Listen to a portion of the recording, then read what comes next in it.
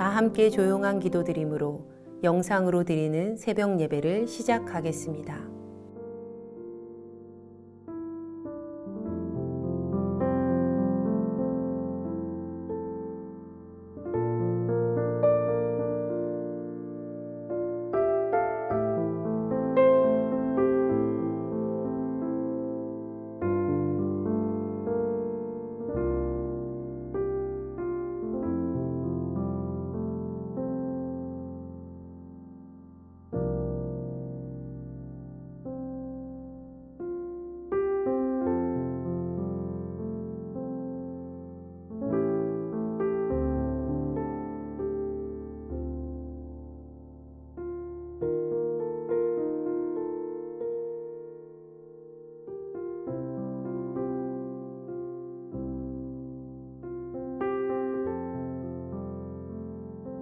이제 주님 앞에 우리의 죄와 연약함을 고백하며 정결한 마음을 얻기 위해 기도합니다.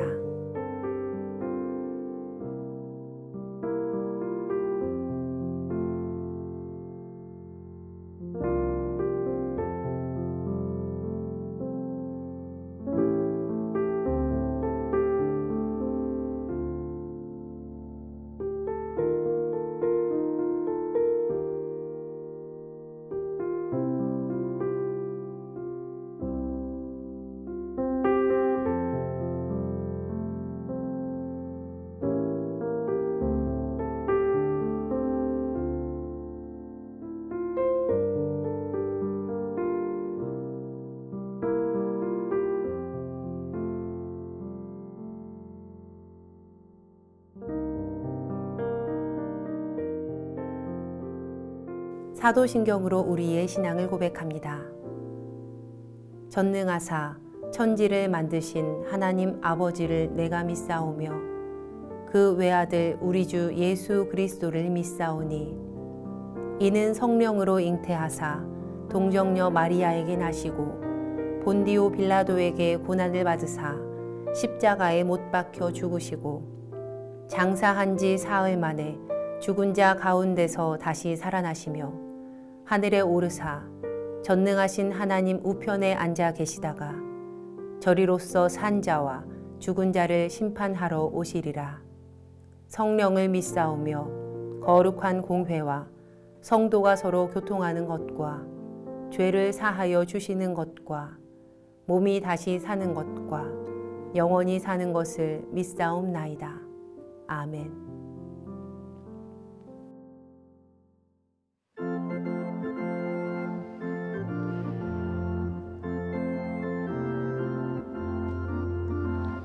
제사자들이여 어서 가서 어둠을 물리치고 주의 진리 모르는 백성에게 복음의 빛빛처럼 빛의 사자들이여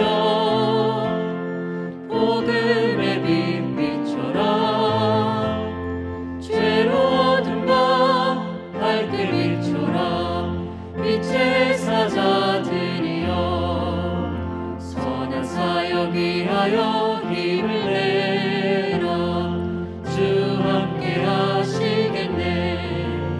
주의 크신 사랑을 전파하며 복음의 빛빛처럼 빛의 사자들이여 복음의 빛빛처럼 죄로 얻은 밤 밝게 비춰라. 빛의 사자들이여 주님 부탁하신 말 순종하여 이 진리 전파하라. 산을 넘고 물 건너 힘을 다해 복음의 빛빛처럼 빛의 사자들이여 복음의 빛빛처럼 죄로 얻은 것 밝게 비춰라. 빛의 사자들이여 동서남북 어디나 땅끝까지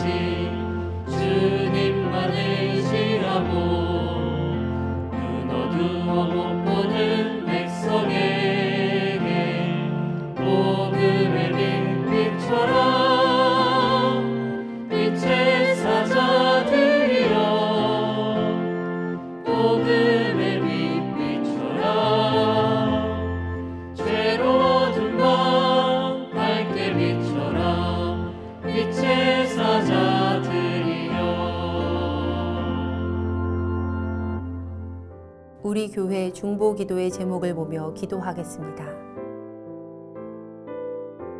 먼저 우리나라와 사회를 위해 중보합니다.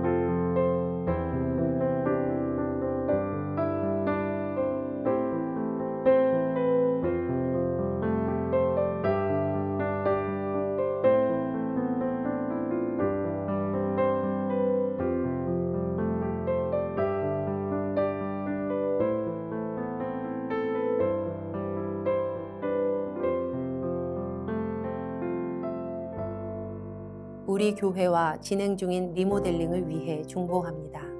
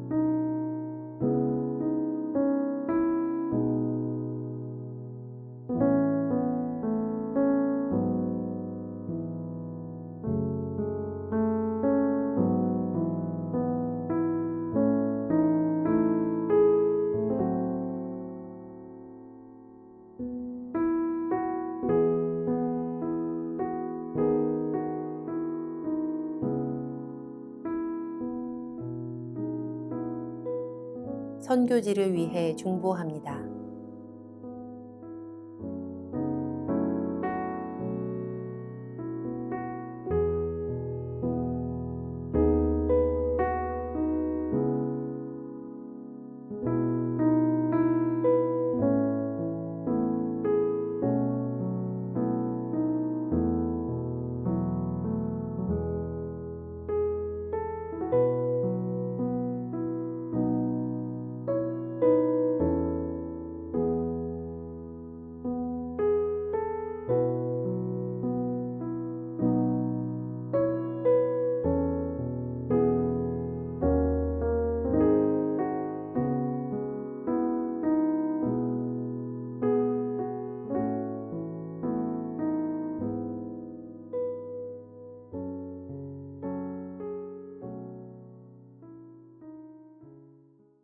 공동 기도문을 보며 한 목소리로 마무리 기도하겠습니다. 우리의 기도를 들으시는 하나님, 이 새벽 하루의 첫 시간을 주님께 드리게 하시니 감사합니다. 우리가 겸손히 마음을 모아 중보하오니 하나님의 선하심과 인자하심을 따라 가장 선한 것으로 응답하여 주시옵소서. 모든 중보의 제목이 하나님의 계획하심을 따라 간증의 열매로 맺힐 것을 믿습니다. 이제 하나님의 말씀을 묵상할 때 주의 자녀들에게 듣는 귀를 허락하시고 하나님의 놀라운 뜻을 깨닫게 하여 주시옵소서. 우리를 구원하신 예수님의 이름으로 기도합니다. 아멘. 오늘 우리에게 주시는 하나님의 말씀은 갈라디아서 6장 1절에서 10절까지의 말씀입니다. 형제들아, 사람이 만일 무슨 범죄한 일이 드러나거든 신령한 너희는 온유한 심령으로 그러한 자를 바로잡고 너 자신을 살펴보아 너도 시험을 받을까 두려워하라. 너희가 짐을 서로 지라. 그리하여 그리스도의 법을 성취하라. 만일 누가 아무것도 되지 못하고 된 줄로 생각하면 스스로 속임이라. 각각 자기의 일을 살피라. 그리하면 자랑할 것이 자기에게는 있어도 남에게는 있지 아니하리니 각각 자기의 짐을 질 것이라. 가르침을 받는 자는 말씀을 가르치는 자와 모든 좋은 것을 함께하라. 스스로 속이지 말라. 하나님은 업신 여김을 받지 아니하시나니 사람이 무엇으로 심든지 그대로 거두리라. 자기의 육체를 위하여 심는 자는 육체로부터 썩어질 것을 거두고 성령을 위하여 심는 자는 성령으로부터 영생을 거두리라. 우리가 선을 행하되 낙심하지 말지니 포기하지 아니하면 때가 이름에 거두리라. 그러므로 우리는 기회 있는 대로 모든 이에게 착한 일을 하되 더욱 믿음의 가정들에게 할지니라. 함께 말씀을 묵상하겠습니다.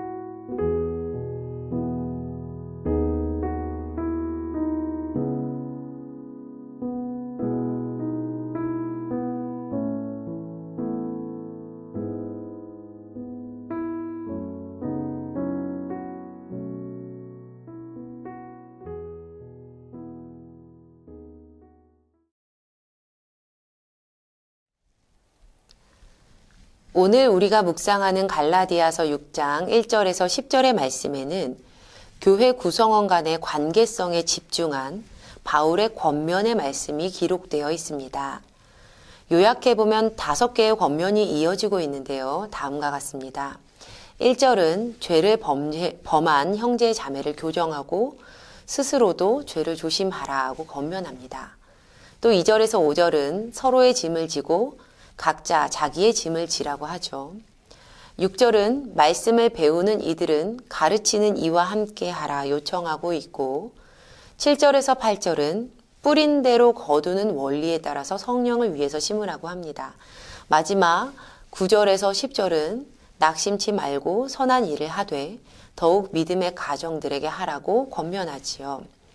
이처럼 바울이 갈라디아서를 끝내면서 교회 구성원 간의 관계에 집중해서 신앙의 권면을 하고 있는 이유는 갈라디아 교회에 거짓 교사들이 있었기 때문입니다.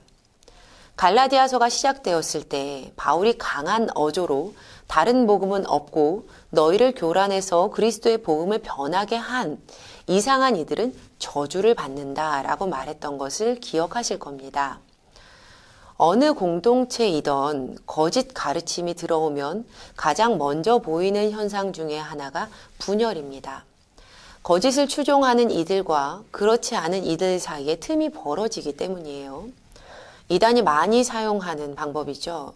조용히 교회에 들어와서 목회자를 험담하고 어떻게든 교회의 부정적인 부분을 만들어서 성도 간의 틈을 벌어 놓으려고 합니다. 만약 교회에 이런 일들을 일으키는 구성원이 있다면요, 반드시 주의해서 보아야 할 거예요. 바라기는요, 우리 제일교회 공동체에는 아주 작게라도 이런 일이 생기지 않기를 주님의 이름으로 축복합니다. 아멘. 그런데 안타깝게도요, 갈라디아 교회에는 분열이 있었습니다. 비록 바울이 신앙의 가르침과 훈계로 진리의 문제에 대해서는 해결을 했다 해도요, 이 분열로 인해 생긴 갈등과 성도 간의 관계 속에 정서적 앙금이 남아 있었던 것은 또 다른 신앙 공동체의 위험 요소였습니다. 그래서 바울은 오늘 본문을 통해서 교회 구성원들 간의 관계에 집중해서 갈라디아 교회가 이런 문제를 해결하기를 바랐던 겁니다. 오늘 본문에서 바울이 반복해서 사용했던 단어들을 보면요. 서로 짐을 져라. 모든 이에게 해라. 그리고 함께 하라. 서로 함께 더불어 신앙생활 하기를 요청하고 있죠. 오랜 시간 코로나 팬데믹을 지나면서 신앙 공동체는 많은 도전 앞에 서게 됩니다.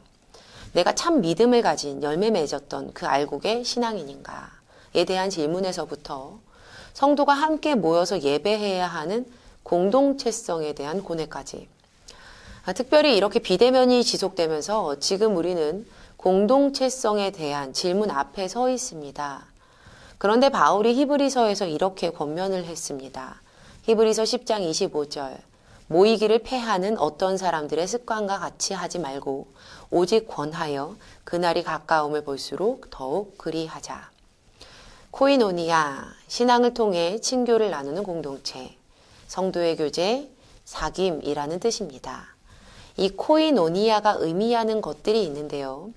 우리 신앙의 고백, 성도가 서로 교통하는 것과에서의 막힘이 없는 교통, 그리고 기쁨과 슬픔, 영광과 고난을 함께 나누는 것, 격없이 서로 친교하는 것과 우정을 가지는 것, 은사를 따라서 봉사로 사명에 참여하는 것, 그리고 주님의 성찬에 믿음으로 참여하는 것, 그러니까 하나님과의 펠로우십, 이런 모든 것들. 성도님들 코이노니아의 의미를 좀 들어보니까 어떠십니까? 교회에는 반드시 코이노니아가 있어야 하겠죠. 네, 맞습니다. 코이노니아는요, 절대 교회가 놓을 수 없는 신앙 공동체의 중요한 요소입니다. 지난 청소년 청년 여름 수련회 때 강사 목사님께서 이런 말씀하신 것이요, 많은 젊은이들의 마음을 울렸습니다. 우리는 서로를 지키는 사람들입니다. 우리는 서로를 지키는 사람들입니다. 네, 우리는요, 서로를 지키는 사람들입니다. 제일교회 모든 성도님들이요, 사랑으로 서로를 지키고 우리의 신앙 공동체에 틈이 생기지 않도록 기도하고 애쓰기를 소망합니다. 코이노니아의 은혜가요, 우리에게 풍성하기를 주님의 이름으로 축복합니다. 우리 함께 기도하겠습니다. 공동체를 사랑하시는 하나님 감사합니다. 우리가 한 마음, 한 뜻이 되어서 하나님께서 우리에게 허락하신 신앙의 공동체를 지켜나가기를 간절히 소망합니다. 하나님의 은혜로 우리 제일교회가 서로를 지키는 성숙한 신앙인들이 되게 하시고 우리의 만남과 우리의 교제가 세상 가운데 빛이요 소금 되게 하시옵소서. 우리를 하나로 이어주신 구원자 예수님의 이름으로 기도합니다. 아멘. 주님께서 가르쳐 주신 기도하겠습니다.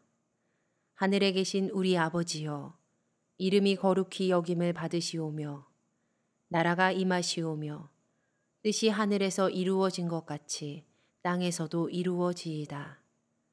오늘 우리에게 일용할 양식을 주시옵고 우리가 우리에게 죄 지은 자를 사하여 준 것 같이 우리 죄를 사하여 주시옵고 우리를 시험에 들게 하지 마시옵고 다만 악에서 구하시옵소서. 나라와 권세와 영광이 아버지께 영원히 있사옵나이다. 아멘. 각자의 기도 제목과 중보의 기도를 따라 기도하시겠습니다.